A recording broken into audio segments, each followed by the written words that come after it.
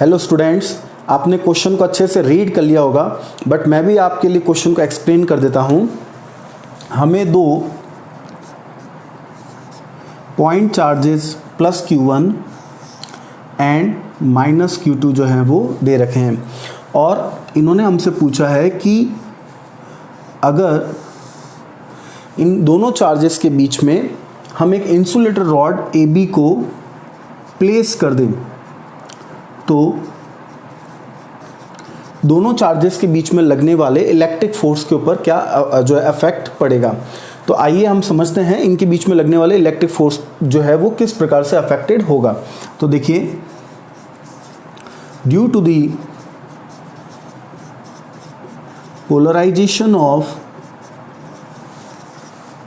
insulator rod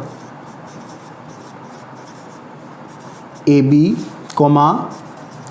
the point charge plus Q1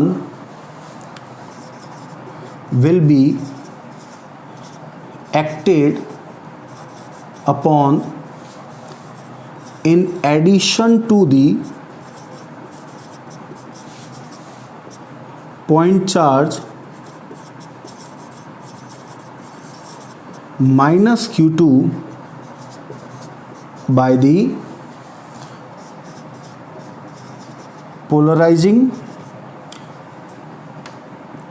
polarized charges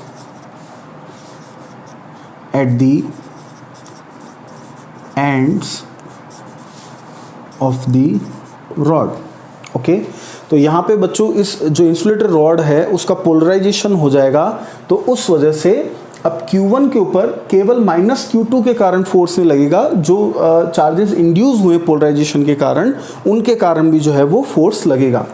so situation कुछ इस प्रकार से हो जाएगी कि जो प्लस Q1 है उसके पास में नेगेटिव चार्ज इंड्यूस हो जाएगा, और जो माइनस Q2 चार्ज है उसके पास में प्लस चार्ज इंड्यूस हो जाएगा। तो the attractive force exerted by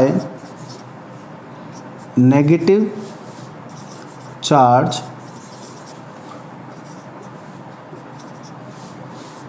induced at A will be stronger than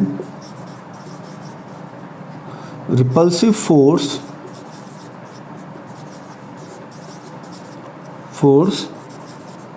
exerted by positive charges induced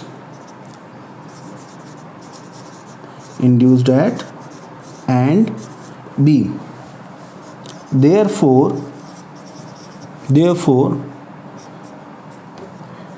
Q1 will experience more force। तो हम ये कह सकते हैं बच्चों कि पोलराइजेशन के कारण अब जो इंड्यूस चार्जेस हैं इसके और Q1 के बीच में लगने वाला जो अट्रैक्टिव फोर्स होगा वो ये जो पॉजिटिव चार्जेस इंड्यूस्ड हुए हैं यहाँ पे इन दोनों के बीच में लगने वाले रिपल्सिव फोर्स से ये वाला अट्रैक्टिव फोर्स जो है वो ज़्यादा होगा।